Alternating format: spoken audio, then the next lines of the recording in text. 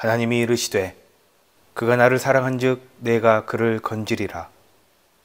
그가 내 이름을 안즉 내가 그를 높이리라. 그가 내게 간구하리니 내가 그에게 응답하리라. 그들이 환난 당할 때에 내가 그와 함께하여 그를 건지고 영화롭게 하리라. 우리의 피난처가 되시는 하나님, 오늘 가난한 심령으로 각자의 삶의 자리에서 우리를 하나로 부르신 하나님 앞에 섭니다. 오 주님, 당신의 백성들을 보시옵소서. 얼굴을 들어 우리를 살피시고 주의 평강을 우리에게 비추소서. 오늘 예배 가운데 응답하시고 우리와 함께 하시어 주여 우리를, 이 나라를 환난에서 건져주시고 우리가 있는 이곳을 성전 되게 하시어 충만한 하나님의 영광을 보게 하소서. 예수 그리스도의 이름으로 기원합니다. 아멘.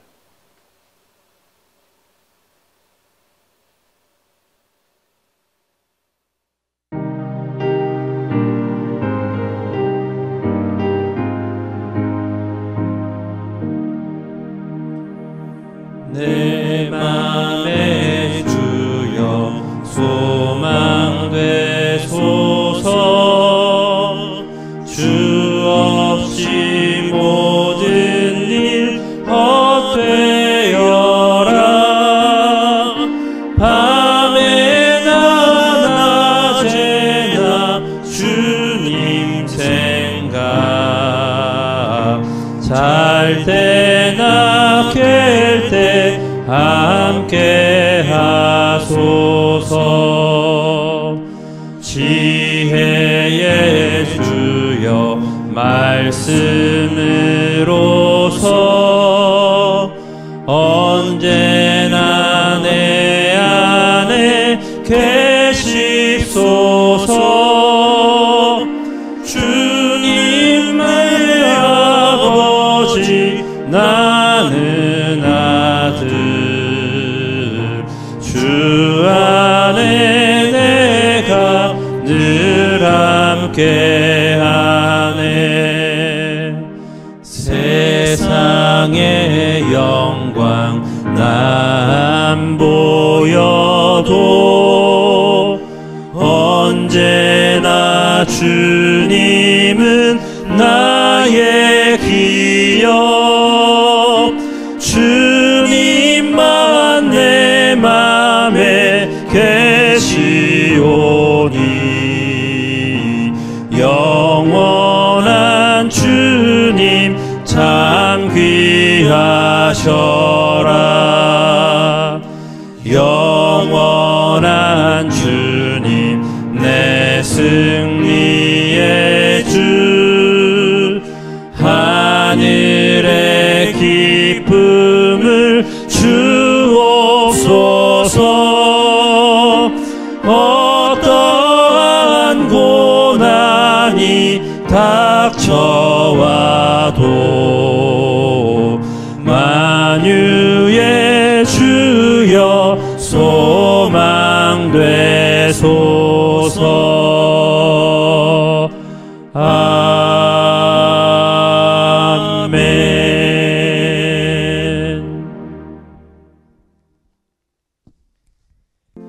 피난처 있으니 환난을 당한 자 이리 오라.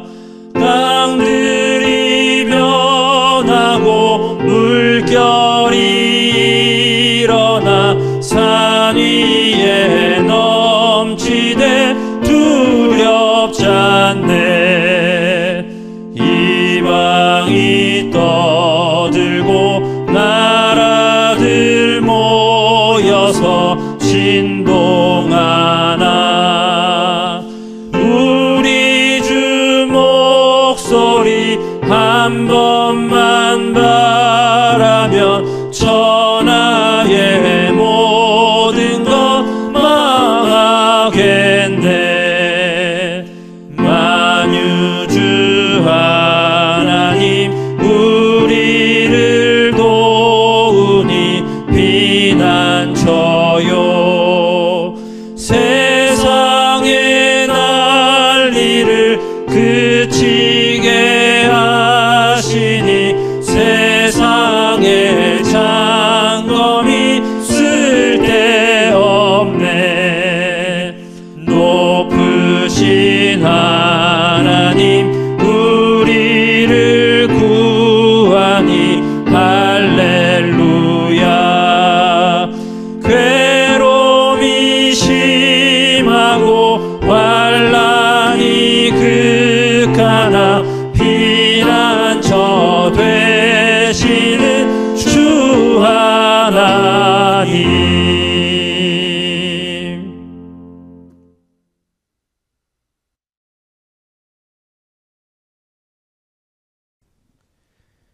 오 주님, 주님의 위대하심을 찬양합니다. 주님의 권능은 참으로 크고 높으며 주님의 지혜는 무궁합니다. 오늘 사순절의 첫 번째 주일, 유례가 없는 질병으로 교회가 한 곳에 모이지 못하고 각자의 자리에서 애통함과 간절함으로 연결되어 드리는 이 예배에 더 큰 권능과 지혜로 성령의 충만함으로 역사하여 주시옵소서.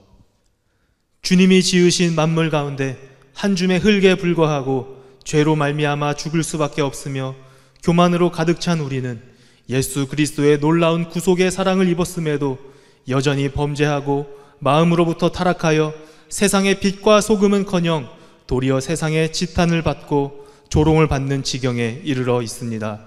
주님, 우리를 용서하여 주옵소서.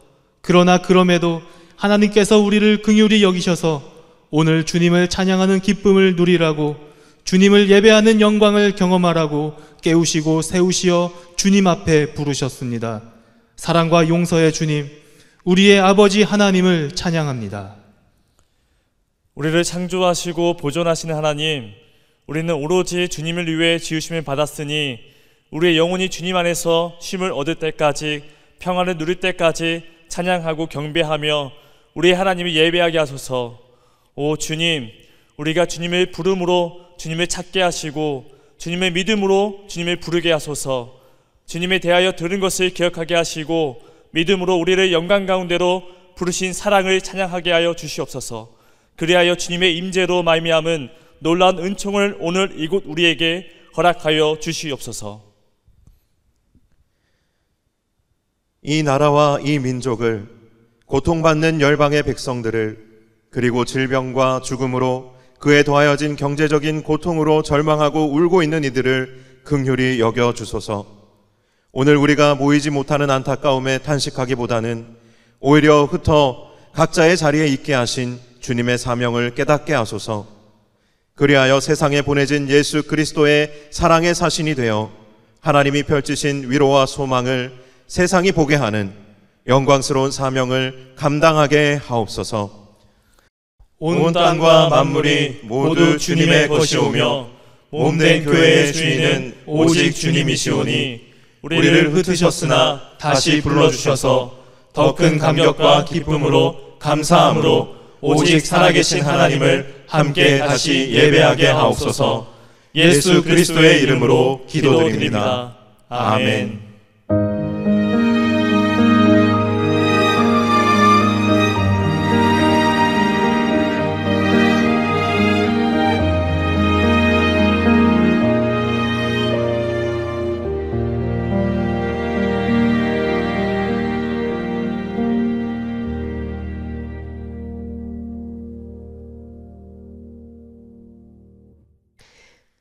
지금은 하나님의 말씀을 봉독하는 시간입니다. 각자 이 자리에서 살아계신 하나님의 말씀을 듣기 원합니다. 오늘 우리에게 주시는 하나님의 말씀은 구약성경 창세기 22장 6절에서 14절까지 말씀입니다. 하나님의 말씀을 봉독합니다. 아브라함이 이에 번제나무를 가져다가 그의 아들 이삭에게 지우고 자기는 불과 칼을 손에 들고 두 사람이 동행하더니 이삭이 그 아버지 아브라함에게 말하여 이르되 내 아버지여 하니 그가 이르되 내 아들아 내가 여기 있노라. 이삭이 이르되 불가나무는 있거니와 번제할 어린 양은 어디 있나이까. 아브라함이 이르되 내 아들아 번제할 어린 양은 하나님이 자기를 위하여 친히 준비하시리라 하고 두 사람이 함께 나아가서 하나님이 그에게 일러주신 곳에 이른지라. 이에 아브라함이 그곳에 제단을 쌓고 나무를 버려놓고 그의 아들 이삭을 결박하여 제단 나무 위에 놓고 손을 내밀어 칼을 잡고 그 아들을 잡으려 하니 여호와의 사자가 하늘에서부터 그를 불러 이르시되 아브라함아 아브라함아 하시는지라. 아브라함이 이르되 내가 여기 있나이다 하매 사자가 이르시되 그 아이에게 내 손을 대지 말라. 그에게 아무 일도 하지 말라. 내가 내 아들 내 독자까지도 내게 아끼지 아니하였으니 내가 이제야 내가 하나님을 경외하는 줄을 아노라. 아브라함이 눈을 들어 살펴본즉 한 수량이 뒤에 있는데 뿔이 수풀에 걸려 있는지라. 아브라함이 가서 그 수량을 가져다가 아들을 대신하여 번제로 드렸더라. 아브라함이 그 땅 이름을 여호와 이레라 하였으므로 오늘날까지 사람들이 이르기를 여호와의 산에서 준비되리라 하더라. 아멘.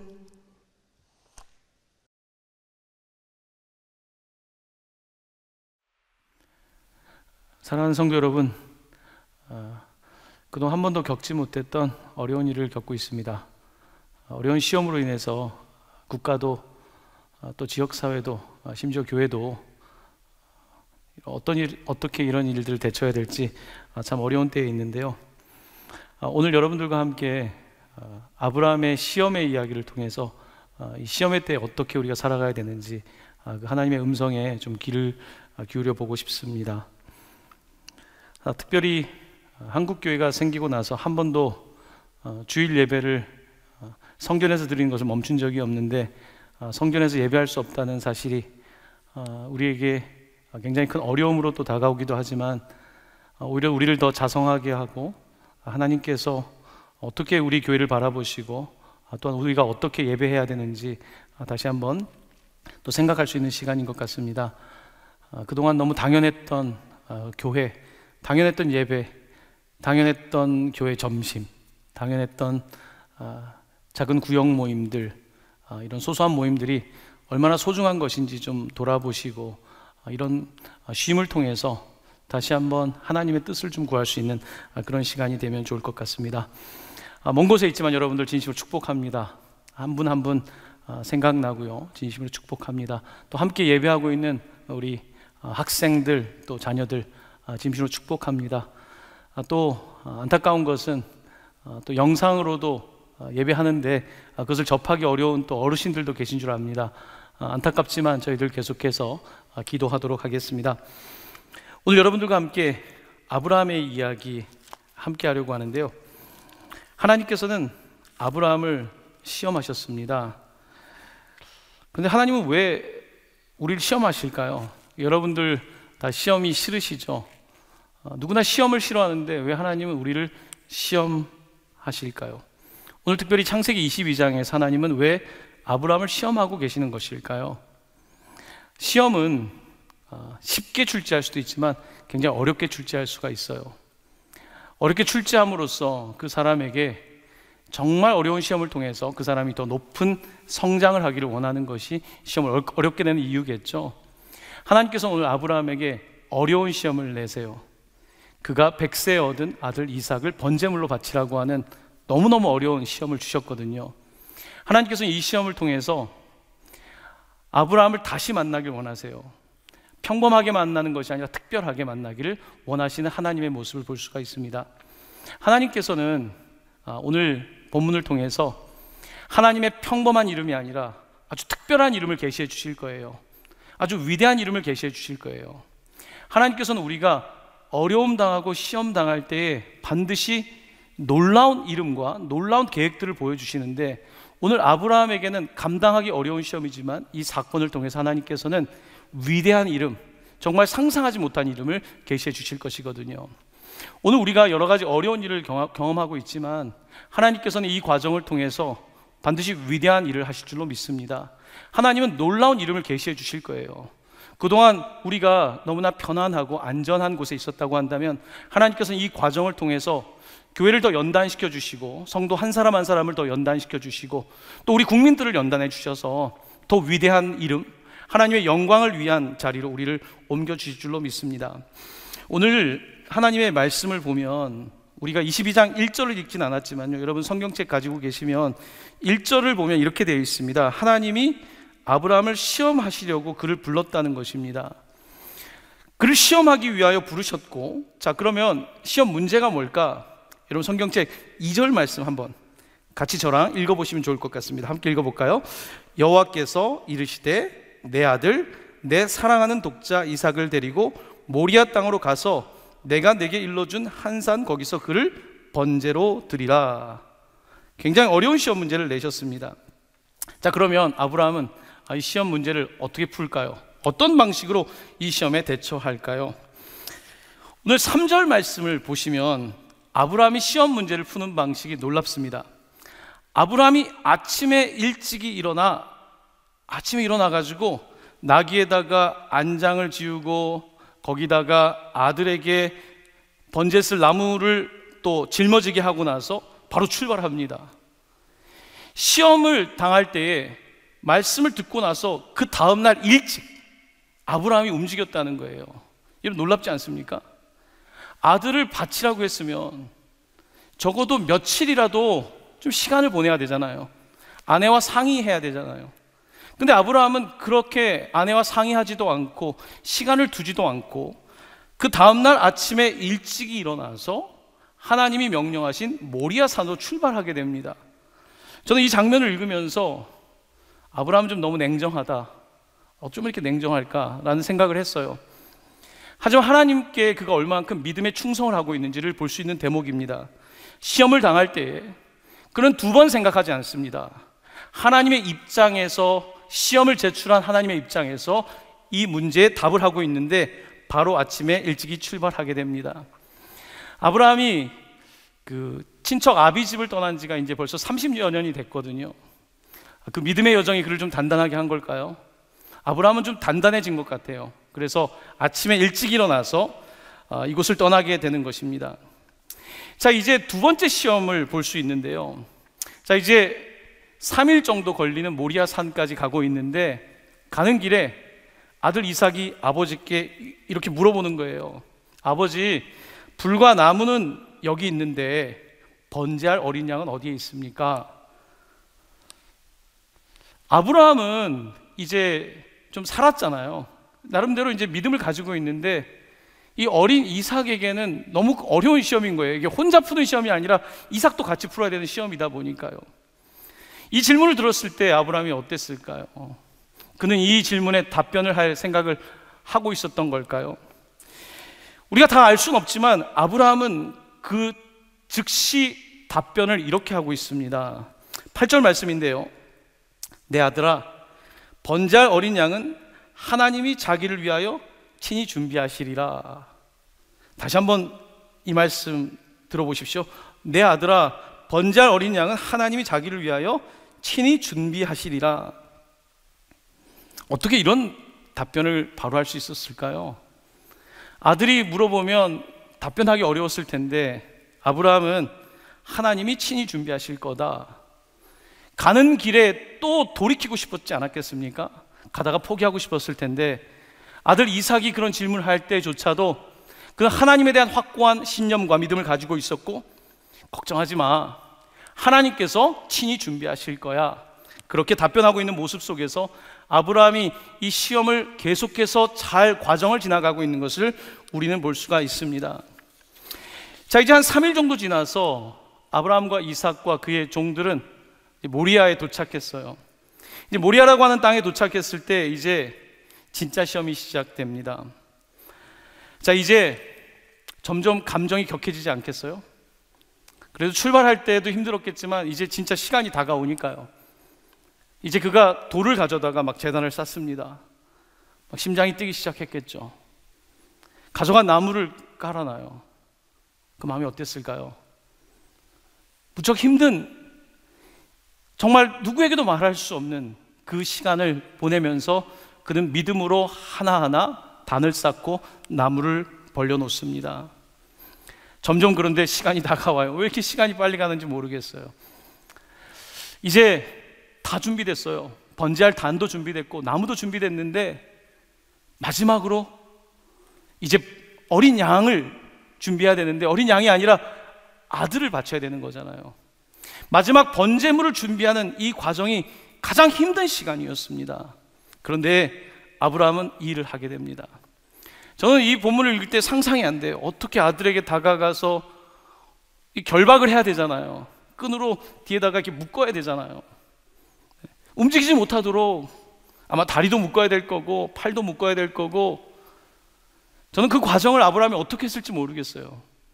근데 아브라함은 이 일을 감당합니다. 정말 죽을 것만 같았을지도 모르겠습니다. 하지만 이 일을 감당하면서 그를 결박하고 있습니다.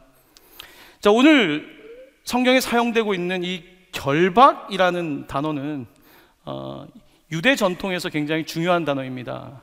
아케다라고 하는 단어인데요, 이 결박이라고 하는 이 표현은 유대교 안에서 어떻게 사용되냐면, 특별히 신명기서에 가면 하나님께서는 뭐라고 말씀하시냐면, 이제 율법을 받은 이스라엘 백성들에게 남자는 특별히 13세가 되면, 성인이 되면 테필라라고 하는 하나님의 말씀이 들어있는 작은 박스, 상자가 있는데 이것을 왼쪽 팔에 대고 끈으로 묶어야 된다는 거예요.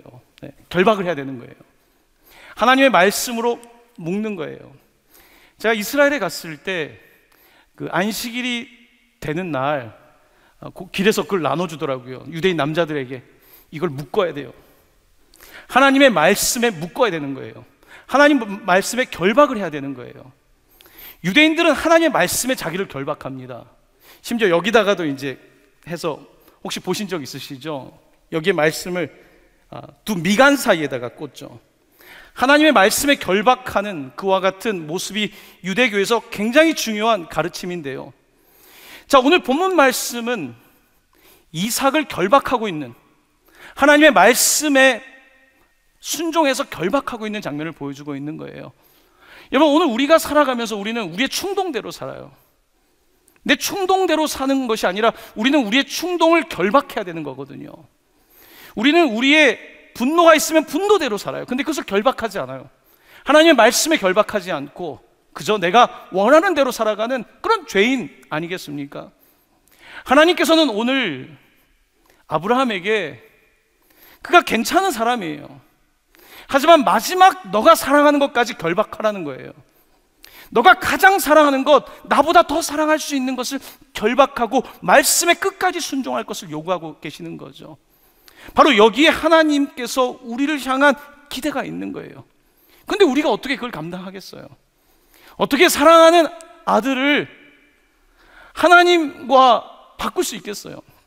우리가 말로는 하나님을 사랑한다고 하지만 정말로 여러분 자녀를 바꿀 수 있습니까? 여러분이 가장 사랑하는 것을 내어놓을 수 있으세요? 오늘 아브라함은 이 어려운 시험을 지금 통과하고 있는 거예요. 결박하고 있는 거예요. 아들을 결박해서 아들이 움직이지 못하도록 내가 가장 사랑하는 것을 내어드리는 거예요. 나에게 우상이 될 수 있는 것을 결박하여 드리는 거죠. 말씀을 묶는 거예요. 왜 유대인들이 이 말씀을 왼쪽 팔에 묶는지 아십니까? 왼쪽 팔은 우리 심장에 더 가까워요. 심장은 왼쪽에 더 가까워요. 여러분 반지를 끼실 때도 결혼 반지를 왼쪽에 끼잖아요. 왼쪽 팔에 묶으면서 내가 가장 드릴 수 있는 내 심장을, 내 삶의 모든 것을 당신께 묶어서 결박해서 드린다라고 하는 의미가 있는 것이거든요. 그렇습니다. 오늘 아브라함은 어려운 시험을 통과하고 있어요. 마지막 아들까지 결박해 두었습니다. 오늘 이 장면에서 근데 설교를 준비하면서 저희가 지금 가스펠 프로젝트를 하고 있는데요, 예수님이 생각이 났습니다. 그 결박하는 장면에서 예수님께서 6월절 제자들과 만찬을 마치시고 나서 겟세마네 동산에서 기도하셨어요. 정말 땀방울이 핏방울이 되도록 기도하고 있을 때에 그 가룟 유다라고 하는 그 제자가 예수님을 배신하고 로마 군인들과 함께 군호를 만들어서 예수님을 팔아버리죠. 그때 로마 군인들이 와서 예수를 결박합니다. 죄가 없는 예수를 결박해요. 법 없이도 살 수 없는 예수를 불법으로 와서 결박하는 거예요. 생명의 법이신 예수 그리스도를 사망의 법이 와서 결박하는 거예요. 죄의 법이 와서 예수를 결박하고 있는 이 아이러니한 상황이 벌어지고 있는 거죠. 그렇게 예수 그리스도께서는 결박되셨어요. 내가 당연히 결박돼야 되고 내가 당연히 붙잡혀 가야 되는데 나 대신에 예수께서 결박되셨다는 말씀입니다. 저는 이삭이 결박당하는 모습 속에, 아무것도 모르는 이삭이 결박되는 그 모습 속에서 바로 우리 예수 그리스도께서 결박되시는 그 모습들이 생각났어요. 근데 예수님은 결박당하는 것으로 끝나지 않습니다. 그 다음의 이야기는 예수를 이제 골고다라고 하는 것으로 이끕니다. 이 골고다라고 하는 것은 바로 오늘 설교에 나오고 있는 모리아예요. 바로 이곳까지 예수를 이끌고 가며 예수는 결박을 넘어서서 십자가에 못이 박힙니다. 결박은 그래도 끈을 풀 수 있잖아요. 못이 박힌다는 것은 나올 수 없는 상황이 되는 거예요. 바로 예수 그리스도께서 우리의 죄 때문에, 우리의 죄악 때문에 우리가 돌이킬 수 없는 우리의 모습들을 돌이키시기 위해서 그가 결박당하셨고 그가 못 박히신 거예요. 그가 모든 것을 내어주시고 자기 자신을 그렇게 도무지 빠져나올 수 없는 그와 같은 상황까지 자기를 몰아가신 것입니다. 이삭의 모습 속에 우리는 바로 그 예수 그리스도의 모습을 보게 되는 것입니다. 하지만 예수님께서는 아무 말씀을 안 하셨어요. 이삭도 성경에는 그가 무슨 말을 했는지 몰라요. 이 말씀 속에서 이사야서 53장 7절 말씀이 생각이 났습니다. 마치 도수장에 끌려가는 어린 양과 털 깎는 자 앞에서 잠잠한 양같이 그의 입을 열지 아니하였도다. 끌려가는, 도살장에 끌려가는 양처럼, 털 깎는 자 앞에서 아무 말 못하는 양처럼, 바로 그렇게 예수 그리스도께서 바로 그 모리아 산에, 바로 그 골고다 위에서 그가 붙잡히셨고 못 박히셨고 우리를 위하여서 아무 말씀 안 하셨던 거예요. 할 말이 없어서가 아니라 그는 끝까지 순종하신 것이죠. 오늘 본문 말씀은 우리를 그 시험의 과정을 통해서 놀라운 복음으로 이끌고 있어요. 그 복음은 바로 결박되는 자리예요. 여러분, 우리에게 결박돼야 되는 것들이 있습니다. 우리의 삶의 죄, 우리의 삶의 많은 충동들, 우리의 삶에 있는 많은 교만함과 우리의 삶에 다른 사람에게 말하지 않은 온갖 우상들, 이런 것들을 결박하지 않는다면 그것들이 왕노릇하고 우리를 다스릴 거예요. 하지만 우리가 예수 그리스도께 나아가서 이것들을 결박하고 십자가에 못 박을 때에 우리는 비로소 시험을 통과할 수 있는 거죠. 사도 바울은 이와 같은 예수를 만나게 돼요. 이와 같은 예수 그리스도를 만나고 그는 갈라디아서에서 이렇게 고백을 합니다. 갈라디아서 2장 20절입니다. 제가 한번 읽어보겠습니다. 여러분, 너무 잘 아는 말씀이죠. 내가 그리스도와 함께 십자가에 못 박혔나니 그러니 이제는 내가 사는 것이 아니요 오직 내 안에 그리스도께서 사시는 것이라. 이제 내가 육체 가운데 사는 것은 나를 사랑하사 나를 위하여 자기를 버리신 하나님의 아들을 믿는 믿음 안에서 사는 것이라. 아멘. 믿음 안에서, 그 아들을 믿는 믿음 안에서 산다는 거예요. 바로 이삭이 말할 수 있었지만 말하지 않고 순종했던 것처럼 예수 그리스도께서, 그 독자이신 예수 그리스도께서 말을 할 수 있지만 도살장에 끌려가는 양처럼 말하지 아니하시고 끝까지 아버지를 믿었던 그의 믿음, 그 믿음 안에서 우리가 산다는 거예요. 더 이상 우리는 그러므로 세상에 결박당한 자가 아니라 바로 예수 그리스도에게 결박당한 자, 예수 그리스도의 능력으로 붙잡힌 자로 살아간다는 말씀입니다. 바로 여기에 놀라운 시험을 이기시는 하나님의 모습, 예수 그리스도의 모습이 나타나고 있는 것입니다. 자, 이제 마지막 시험이 남아 있습니다. 이제 이삭을 결박했어요. 결박까지는 했어요. 제단 위에 올려놨어요. 마지막 장면입니다. 마지막 장면은 차마 눈뜨고 볼 수 없는 장면이에요. 설교를 준비하면서 저도 너무 가슴이 뛰었어요. 막 심장이 뛰었어요. 본문을 읽으면서 아마 독자들도 마찬가지고 설교 말씀을 듣고 있는 여러분도 마찬가지일 거예요. 이제 이 순간 모든 것이 준비되어 있는 이 마지막 시험까지 왔어요.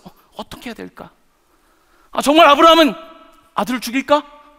정말 아브라함은 그렇게 할까? 우리도 본문을 읽으면서 너무너무 조마조마한 거죠. 그런데 아브라함은 말하지 않습니다. 10절 말씀 보시면 그는 이렇게 행동하고 있습니다.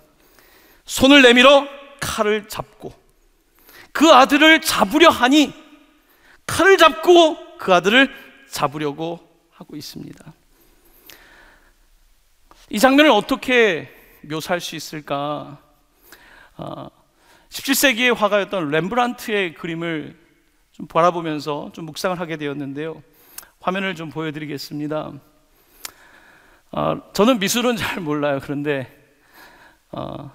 이런 장면은 그래도 미술적인, 아트적인 부분이 가장 잘 묘사할 수 있을 것 같아서 그림을 좀 보면서 묵상을 했는데요. 이 그림은 바로크 시대의 양식을 따라서 그린 건데, 그림을 보시면 이 구도가 이게 대각선 구도로 되어 있고요. 또 하나의 특징은 렘브란트의 특징이기도 하지만 빛과 어둠이 대조가 되고 있어요. 아주 명확하게 빛과 어둠을 대조시키면서 어떤 하나님의 영역들을 굉장히 선명하게 보여주고 있는데요. 특별히 오늘 사진에서 주목하는 것은 아브라함의 표정이에요. 아마 화가한테 가장 어려운 게 표정을 잡는 거겠죠. 뭐 영화 배우도 마찬가지겠죠. 그 얼굴에 모든 게 담겨 있으니까요. 특별히 제일 어려운 건 눈일 거예요. 이 눈에 대해서 설명하는 것은 죽이려고 했던 조금 전까지 여러분 누군가를 죽일 때 그 표정, 또 한편으로는 천사가 이것을 막을 때 했던 그 놀라운 이 두 가지 양립하는 인간적인 고뇌와 또한 천사가 왔을 때의 그 두 가지를 눈으로 그려내기 위해서 렘브란트가 이렇게 그렸다고 하더라고요. 여러분 어떻게 보시면서 많이 와닿았는지는 잘 모르겠습니다. 근데 이 그림에서 정말 흥미로운 부분이 있어요. 그건 뭐냐면 이 칼입니다. 칼이 떠 있어요. 어떤 장면이죠? 칼을 떨어뜨리는 장면이에요. 칼을 떨어뜨리고 있어요. 마지막까지 순종했던 아브라함이 잡았던 칼이 떨어지고 있는 거예요. 이게 이 그림의 굉장히 그 순간을 포착한 그 그림인 거죠. 저는 이 칼을 보면서 묵상을 했어요. 하나님은 어떤 분이실까? 어떤 사람들은 그런 이야기를 해요. 창세기 22장 이야기를 읽어 비판하면서 하나님 이상한 하나님이시다. 하나님은 사람도 죽이라 그러고 아들도 죽이라고 하는 하나님이냐. 하나님을 싫어하는 사람들은 이 본문을 읽으면서 하나님을 미워하고 하나님을 납득할 수 없다는 이야기를 해요. 많은 사람들이 그런 이야기를 하거든요. 그런데 오늘 본문은 특별히 이 그림은 칼이 떨어지고 있는 장면을 보여주고 있죠. 하나님은 이삭을 죽이려고 했던 게 아니에요. 오늘 서두에 말씀드렸던 것처럼 오늘 이 모든 이야기는 시험이에요. 하나님은 사랑하는 사람을 죽이려는 분이 아니라 살려주시는 분이에요. 하나님은 살리기 위해서 오늘 여기까지 오신 거예요. 하나님께서는 아브라함과 이삭과 또한 그의 자손인 우리를 살리기 위해서 이 십자가까지, 이 제단까지 부르신 거지 우리를 죽이려고 부르신 게 아니에요. 자, 이렇게 하나님께서는 오늘 이 장면을 통하여서 우리에게 뭔가 말씀을 하려고 하시는데요. 제가 한 랍비의 이야기를 좀 인용을 해드릴게요. 랍비 아리칸이라고 하는 사람은 이렇게 이야기를 합니다. 아브라함은 정말 하나님 믿었다는 거예요. 본인이 100세 때 아들을 얻었잖아요. 사라가 90세 때 태가 죽었다고 아이를 낳을 수 없는 태로부터 아들을 얻었잖아요. 이 기적을 이미 경험했잖아요. 이 기적을 경험한 아브라함은 이미 하나님을 믿고 있는 거예요. 하나님께서 아들을 바치라고 했을 때 하나님이 앞으로 어떻게 하실지에 대해서 아브라함은 믿었다는 거예요.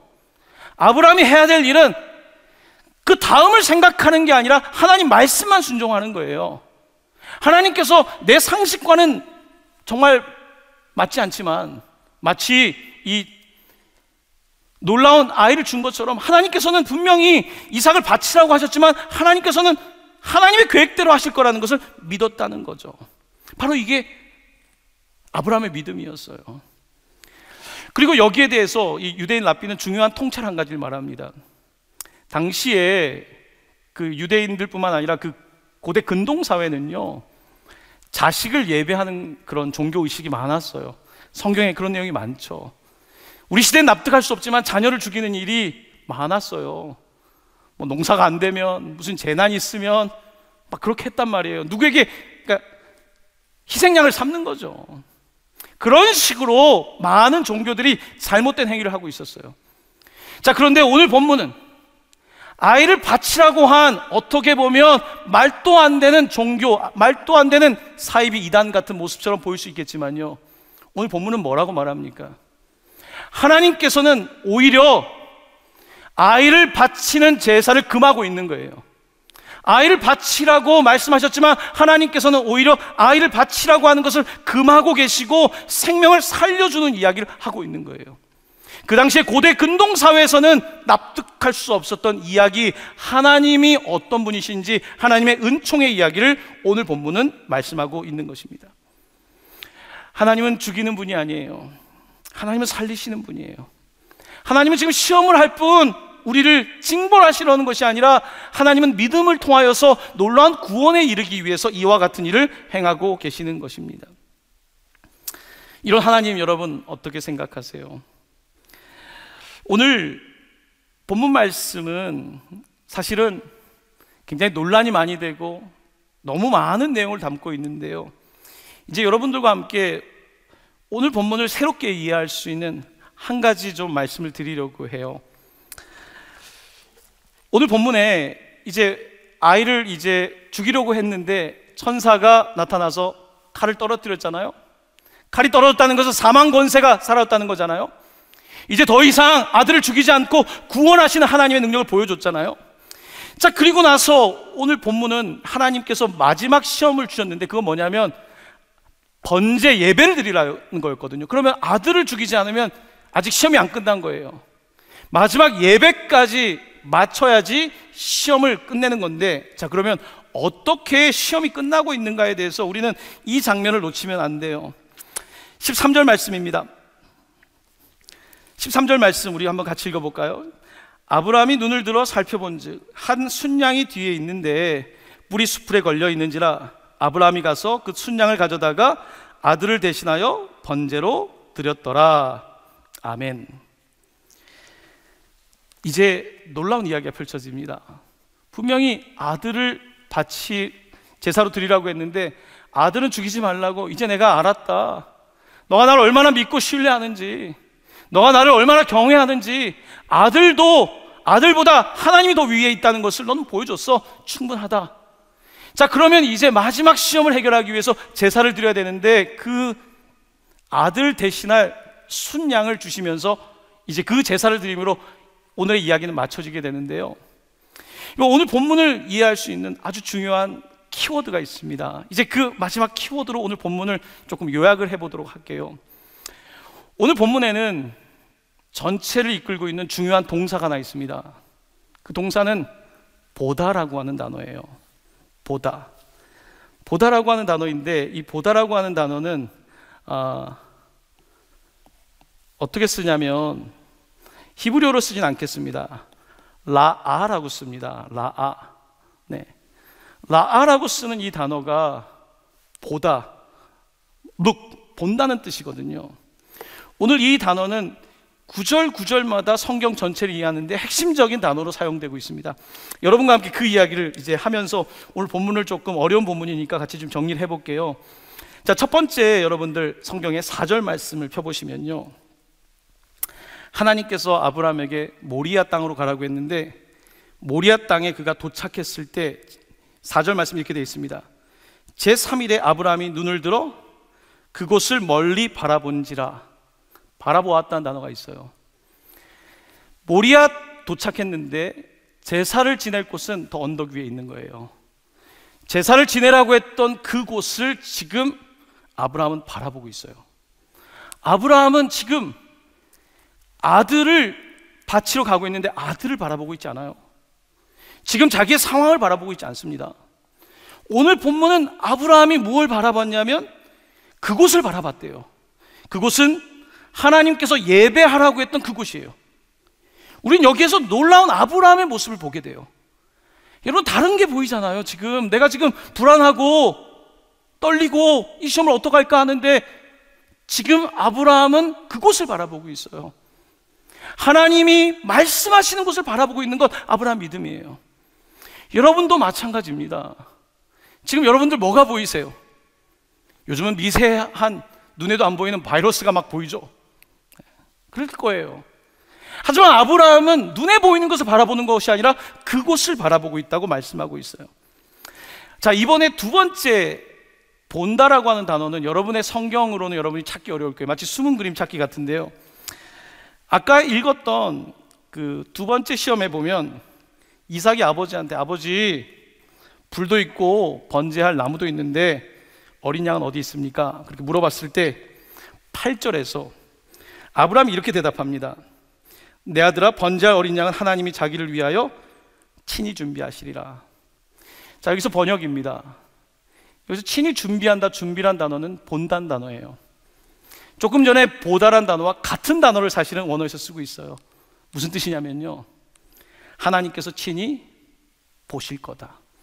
준비라고 하는 것은 하나님이 보신다는 거예요. 하나님이 보고 계신다는 거예요. 여기다가 조금 더 좀 맛을 낸다면 하나님께서 돌아보신다, 하나님이 살펴보신다, 하나님이 보신다, 이게 준비하신다, 그 단어예요. 지금 아브라함은 지금 아들에게, 아들이 물을 때 힘들었잖아요. 아버지 어린 양 어디 있어요? 그는 예배할 곳을 바라보았고 그 다음에 아들에게, 얘야, 하나님이 준비하신다, 하나님이 바라보고 계신다, 하나님이 돌보아 주신다, 우리의 상황이 어떤지 하나님 이미 알고 계신다, 하나님은 돌아서 주변을 다 보시면서 보고 계신다라고 그렇게 말씀하고 있는 거예요. 자, 이제 세 번째 오늘 본문을 읽을 수 있는 아주 중요한 부분인데요, 조금 전에 읽었던 13절입니다. 13절을 보면은 이제 그 칼이 떨어지고 나서 13절에 보면 아브라함이 눈을 들어 살펴본즉 한 순양이 뒤에 있다라고 되어 있어요. 이번에 순양을 보게 돼요. 순양은 언제부터 거기 있었을까요? 지금 가시에 걸려 있었는데 아마 계속 있었을 거예요. 오늘 본문에서 우리는 놀라운 하나님의 그 섬세한 과정을 보게 되는데요, 자, 아까 첫 번째 보았다는 단어는 예배단을 바라보았어요. 예배단을 바라보았고, 두 번째는 하나님이 분명히 널 봐주실 거다, 너를 돌아봐 주실 거다고 했는데, 세 번째 이제 어린 양을 보게 되잖아요. 어린 양을 보게 되는데 그 전에 보이지 않았던 게 보이는 거예요. 여러분, 모리아 예배하는 자리까지 가기 전에 멀리 떨어져 있을 때는 양이 안 보여요. 왜냐하면 성경에 보면 멀리서 봤다 그러거든요. 양이 보이지 않았어요. 어떻게 이 문제를 어떻게 해결해야 될지 몰랐어요. 그냥 믿음으로 갔단 말이에요. 가라고 하니까 그것만 바라보고 갔어요. 아직 양은 보이지 않았어요. 하나님의 완전한 계획이 보이지 않았단 말이에요. 자, 그런데 아브라함은 이제 아들까지 드리고 온전한 순종으로 하나님께 예배했을 때에 그때부터 보이기 시작한 거예요. 그때 순양이 보이기 시작한 거예요. 내 삶에 해결되지 않을 것 같았던 이 문제가 이제는 보이는 거예요. 이거 올해 우리 교회 표가 복음으로 바라보라는 거죠. 우리는 보는 대로 살아요. 보는 대로 믿어요. 성경은 다르게 이야기합니다. 보는 대로 사는 게 아니라 믿는 대로 살 것을, 믿는 대로 볼 것을 말씀하고 있는 거거든요. 아브라함은 이제 보게 돼요. 보게 되고 있어요. 사랑하는 성도 여러분, 여러분의 시험을 한번 생각해 보세요. 여러분이 시험을 당해서 정말 이 시험을 치르고 싶지 않은데 가야 돼요. 어쨌든 가요. 이것도 믿음이죠. 산 아래에 있어요. 안 보여요. 아직 양은 안 보여요. 아직 마지막 해결책이 안 보여요. 그 놀라운 것은요, 아까 하나님은 친히 준비하신다 그랬잖아요. 하나님은 이미 보고 계셨어요. 하나님은 이미 거기에 양을 보고 계셨단 말이에요. 하지만 아브라함은 전혀 볼 수가 없었어요. 그냥 보이지 않는데 따라갔을 뿐이에요. 산 아래에 도착했는데도 안 보였어요. 하나님은 보이시는데 아브라함은 보이지 않아요. 여러분, 오늘 본문의 이야기는 우리의 믿음의 이야기와 같아요. 우리는 잘 안 보여요. 여러분 안 보이시죠? 저도 안 보여요. 안 보여요. 어떻게 다 본다면 그게 인생이겠습니까? 보이지 않지만 믿음으로 아브라함은 계속해서 걷고 있어요. 그랬더니 순양이 준비되었던 것입니다. 자, 이렇게 순양이 준비되었고 이제 그것을 보게 되었는데요, 이제 마지막 본다라는 단어가 다시 사용돼요. 마지막 오늘 14절 말씀입니다. 여러분 성경의 14절 말씀 저랑 같이 읽어보실까요? 아브라함이 그 땅 이름을 여호와 이레라 하였으므로 오늘날까지 사람들이 이르기를 여호와의 산에서 준비되리라 하더라. 아멘. 여러분 조금 전에 준비란 단어가 뭐라 그랬죠? 본다라고 그랬죠? 자, 마지막 오늘 말씀은 이렇게 우리에게 끝맺음을 하고 있어요. 오늘 이 사건을 바라볼 때 종합해 보건대 여호와 이래, 여호와는 보신다, 여호와는 준비하신다, 여호와의 산에서 준비된다. 여호와의 산에서 보여지리라. 하나님은 이미 보고 계시고 살펴보고 계시고 모든 것들을 감찰하고 계신다. 바로 이것이 아브라함의 이야기의 핵심적인 내용이에요. 여호와 이레라고 할 때 이 이레라고 하는 것은 아까 이 라라고 하는 단어와 밀접한 단어예요. 이것을 명사형으로 바꾼 거죠. 하나님은 누구신가? 여호와 이레, 보시는 하나님, 준비하시는 하나님, 돌보시는 하나님, 살펴보시는 하나님. 오늘 우리는 아브라함의 이야기를 통해서요, 놀라운 하나님을 만나게 돼요. 여러분의 삶에 지금 특별히 요즘 같은 때에 잘 안 보이시죠? 그래도 부천은 좀 나은 편이잖아요. 대구 경북에 있는 분들은 언제쯤 끝날까 보이지 않죠. 또 경제적으로 어려움을 당하고 있는 분들, 도대체 이게 어떻게 될까? 임금은 줄 수 있을까? 아이들 학원비는 할 수 있을까? 많은 걱정들이 있잖아요. 우리나라는 앞으로 어떻게 되는 걸까? 여러 가지 고민들이 있어요. 여러분, 우리가 평범하게 모든 게 잘 되면요, 하나님 의지하지 않습니다. 하나님도 되게 평범하게 만나요. 내 수준에서 만나요. 하지만 어려움을 당하면요, 그때부터 하나님이 키우시는 거예요. 하나님께서 이제 내 수준이 아니라 더 높은 수준에서 하나님을 만나기 원하시는 거예요. 지금까지는 내가 아는 하나님은 너무 낮은 수준의 하나님이었단 말이에요. 하나님이 낮은 게 아니라 내 이해가 그랬다는 거예요. 하지만 아브라함은 이 시험의 과정을 지나면서 이제 위대한 이름을 만나게 돼요. 하나님의 이름은 위대한 이름이에요. 하나님의 이름은 뭡니까? 여호와 이레. 하나님은 준비하신다. 하나님은 보고 계신다. 하나님은 살펴보신다. 하나님은 이렇게 오늘 아브라함과 이삭의 이야기를 통해서 우리에게 놀라운 복음을 제시하고 있어요. 조금 전에도 말씀드렸지만 오늘의 이야기는 예수님의 이야기와 너무 맞닿아 있어요.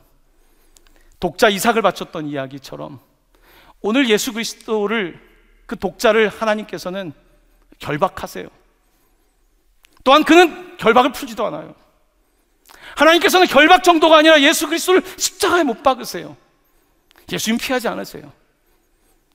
이삭은 하나님께서 살려주셨어요.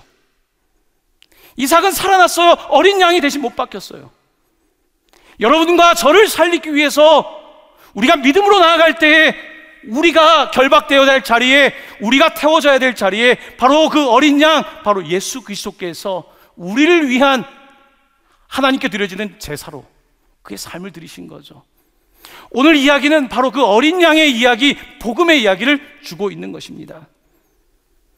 세례요한은 요한복음에서 예수님께서 요단강에 세례를 받으러 올 때에 예수를 보며 이렇게 말합니다.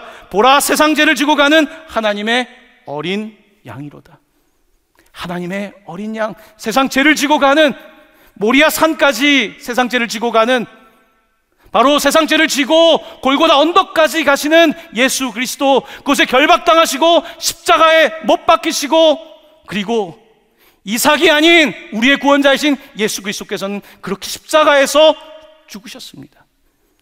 바로 오늘 복음을 어쩌면 이렇게 예수님 오기 전에 2000년 전에 이 사건을 통하여서 하나님께서 우리에게 계시하고 있는지 우리는 이 놀라운 하나님의 은혜를 찬양할 수밖에 없는 거예요. 아니, 어떻게 하나님 이렇게까지 우리를 생각하십니까? 아니, 하나님 도대체 내가 뭐라고 이렇게까지 생각하시고, 도대체 우리가 뭐라고 하나님 세상을 이처럼 사랑하십니까? 그래서 독생자까지 주셨습니까? 오늘 우리는 본문을 읽으며 하나님의 그 놀라우심 앞에 판복하고 예배할 수밖에 없는 거예요. 하지만 안타깝게도 수많은 사람들은 믿음으로 바라보질 못해요. 보이는 것만 바라보고 살아요. 시험을 당할 때 왜 시험을 당합니까? 왜 날 시험하세요? 라고 말하며 하나님께서 주실 더 위대한 복, 하나님께서 주실 하나님의 위대한 이름, 하나님이 주실 위대한 구원에 관해 잘 알지 못하고 거기까지 가지 못하는 거죠. 사랑하는 성도 여러분, 어려운 때를 지나가고 있습니다. 여러분들 이제 좀 같이 볼 수 있게 되길 바라요. 어디부터 바라볼까요? 어려운 때일수록요, 목적을 바라봐야 돼요. 주님 계신 곳, 예배 자리를 바라봐야 돼요. 여러분이 멀리 떨어져 있지만 교회를 바라보면서 여러분, 주님 계신 곳을 바라보면서 나아가야 되는 거예요. 지금 보이지 않습니까? 괜찮아요. 하나님은 보고 계시니까, 하나님이 준비하고 계시니까 걱정하지 마십시오. 하나님께서 채워주실 거예요. 여러분, 끝까지 순종해 보십시오. 끝까지 믿음으로 나아가 보십시오. 하나님이 여러분을 빼앗아 가려는 것이 아니라 대신에 순양을 보게 하실 거예요. 예수 그리스도를 보게 하실 거예요. 예수 그리스도를 보게 될 때 여러분들은 위대한 하나님의 이름 여호와 이레 하나님을 만나게 될 줄로 믿습니다. 사랑하는 성도 여러분, 하나님께서 여러분들을 돌봐주시길 바랍니다. 하나님께서 여러분의 가정을 보살펴 주시길 바랍니다. 하나님께서 이 나라와 이 민족을 지켜주시길 바라요. 하나님께서 그렇게 여러 시험을 통하여서 여러분 자신과 가정과 이 나라 이 민족을 위대한 여호와 이레를 깨닫는 그 수준에까지 이를 수 있도록 이끌어 주시고 축복해 주시는 그 놀라운 은혜를 경험할 수 있는 사랑하는 우리 모든 동방교회와 모든 흩어진 교회와 이 나라 이 민족 되기를 우리 주 예수 그리스도의 이름으로 간절히 축원합니다. 아멘. 자, 이제 이 시간 여러분들과 함께 준비하신 예물 드리시면서 특송 우리 목회자들이 준비했는데요, 함께 들으시면서 같이 찬양하시면 좋을 것 같습니다. 직접 헌금을 드릴 수는 없지만 여러분들 멀리 떨어져 있지만 하나님께 진심으로 하나님께 드릴 수 있는 여러분들 될 수 있게 되기를 바랍니다.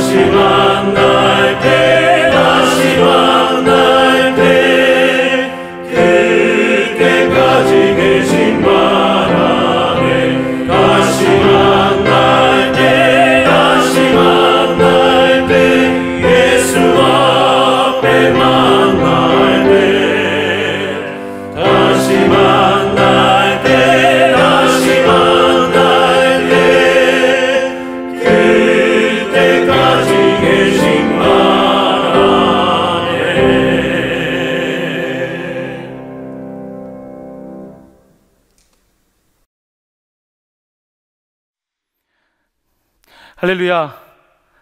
오늘 이 찬양 들으시면서 다시 만날 때를 좀 기대하시는 여러분들, 또 너무 찬양 들으면서 눈물 흘리신 거 아닌지 모르겠습니다. 우리 목사님들이 밤새면서 조금 과장 보태서 준비했습니다. 정말 다시 만나고 싶습니다.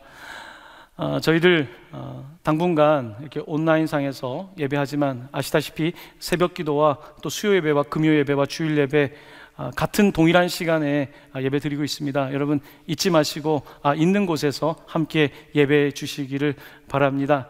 특별히 자녀들의 신앙이 아무래도 예배하지 못하다 보니까 많이 걱정되실 텐데요. 여러분들 자녀들과 함께 예배하시고 또 기도하시고, 같이 가정에 있으면서 또 너무 붙어 있다고 싸우지 마시고 오히려 기도하고 말씀의 은혜를 나눌 수 있는 여러분들 되시기를 바랍니다. 다시 만날 때까지 늘 승리하시는 여러분 되시기를 예수님의 이름으로 간절히 축원합니다.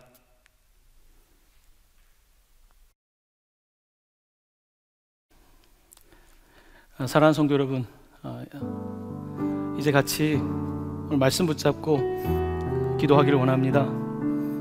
많은 시험 있으시죠? 이번 시험은 좀 어렵죠? 하나님께서 사랑하시기 때문에 단련시키셔서 정금처럼 만드시기 위해서 우리를 시험하고 계십니다. 이 시간 말씀 붙잡고, 하나님 보이지 않습니다. 하지만 하나님은 보고 계십니다. 하나님 의지하고 나아갈 수 있게 되기를 원합니다. 저와 저 가정이 그렇게 가게 하시고 우리 교회가 그렇게 가게 하시고, 또 하나님 이 나라와 이 민족이 이 보이지 않는 때에 하나님 바라볼 수 있도록, 믿음으로 설 수 있도록 믿음의 복을 더하여 주시기를 원합니다. 오늘 우리가 당하고 있는 일이 저주가 아니라 복으로 돌아올 수 있도록 하나님 우리가 그렇게 살아가게 하여 주시옵소서. 오늘 말씀 붙잡고 함께 시간을 힘을 모아서 합심으로 기도합니다. 하나님 아버지 감사드립니다. 하나님 아버지, 우리는 보지 않으면 움직이지 않습니다. 내 상식과 내 지식을 믿는 사람들입니다. 하나님 아버지, 우리의 죄악을 고백합니다. 믿음으로 살지 못했습니다. 하나님 아버지, 이 시간 아브라함의 믿음을 바라보며 우리도 하나님 보이지 않아도 떠나갈 수 있는 믿음 생활할 수 있게 되기를 원합니다. 하나님 아버지, 그동안 우리의 중심이 흐트러지지 않았습니까? 하나님을 향하여 나아가기보다는 내가 바라보고 싶은 것만 바라보지 않았습니까? 하나님, 이제 모리아의 갈보리산 위에 있는 예수 그리스도를 바라보게 하여 주시옵소서. 믿음의 주요 온전케 하시는 이인 예수 그리스도를 다시 바라보게 하여 주시옵소서. 하나님 아버지, 동강교회가 다시 주를 바라보게 하여 주시옵소서. 한국교회가 다시 주를 바라보게 하여 주시옵소서. 하나님께서 보고 계시는 줄로 믿습니다. 이 과정 속에 보고 계신 주여, 이 나라와 이 민족을 돌아보아 주시옵소서. 보살펴 주시옵소서. 하나님 아버지, 곳곳에 무너진 이들이 있습니다. 고통당하고 있는 이들이 있습니다. 주여 어루만져 주시옵소서. 고난의 때를 지나 저주가 복으로 바뀔 수 있도록 믿음으로 나아갈 수 있는 저희들 되게 하여 주시옵소서. 아멘. 사랑하는 성도 여러분, 이제 계속해서 기도할 텐데요, 두 번째 기도하실 때는 우리 환우들을 위해서, 우리 이 땅 가운데서 고통당하고 있는 이들과 또 싸우고 있는 의료인들과 여러 정부 관련되신 분들, 또 곳곳에서 싸우고 있는 작은 한 사람 한 사람의 시민들을 위해서 함께 기도하시고요. 특별히 마지막으로 기도해야 될 것은, 하나님 오히려 우리가 당한 일 때문에 복음의 문이 열리게 하여 주시옵소서. 복음의 문이 열리게 하여 주옵소서. 닫힌 문이 아니라 열린 문으로 하나님 만들어 주시옵소서. 이 시간 함께 마지막으로 통성으로 기도합니다. 하나님 아버지, 이 시간 간절히 기도합니다. 하나님 아버지, 우리가 열심히 싸우고 있습니다. 하지만 주님, 우리가 최선을 다하고 있지만 우리의 최선 가지고 되겠습니까? 우리가 볼 수 있겠습니까? 하나님께서는 이미 바라보고 계시고 이미 준비하신 줄로 믿습니다. 여호와 이레 하나님이 주시오 믿습니다. 하나님 아버지, 이 나라와 이 민족이 이 고난을 지나 어디까지 도달할지 바라보게 하여 주시옵소서. 믿음으로 가게 하여 주시옵소서. 하나님 아버지, 우리 교회가 범죄하였나이다. 하나님 아버지, 이 시간 회개합니다. 우리를 돌이켜 주시옵소서.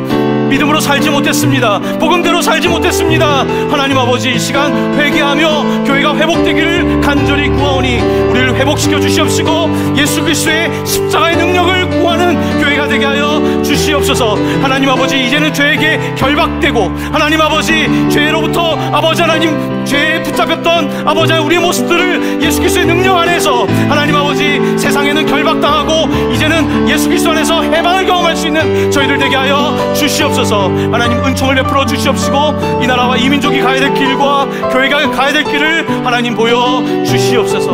하나님, 교회가 함께 모이지 못하지만 흩어져 있는 곳에서 성전됨을 기억하며 예배하며 찬양하며 승리하며 나아갈 수 있도록 인도하여 주시옵소서. 아멘. 이 시간 함께 찬양하길 원합니다. 우리는 주의 움직이는 교회, 어디에 있든지 움직이는 교회로 함께 나아가길 원합니다.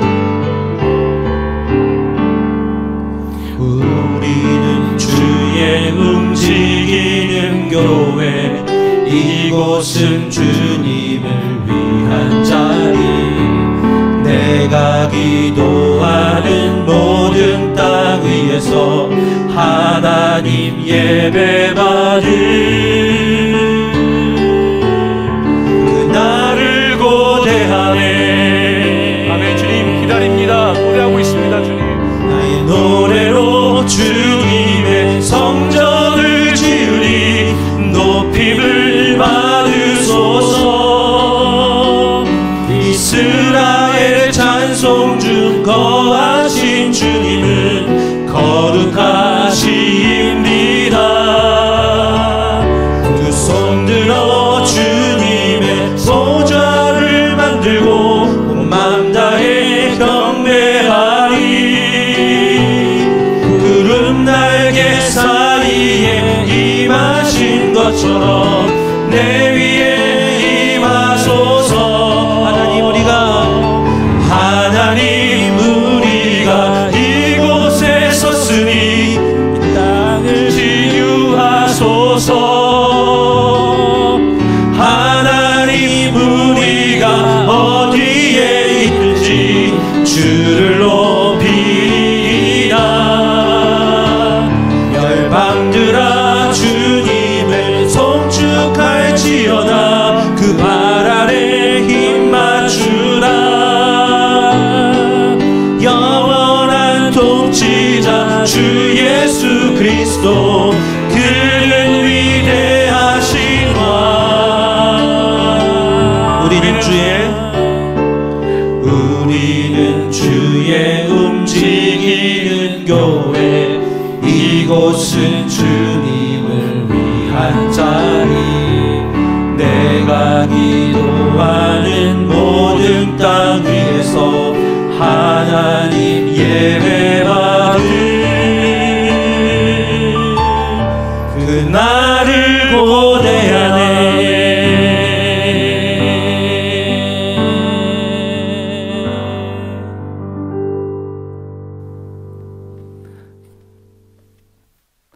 할렐루야.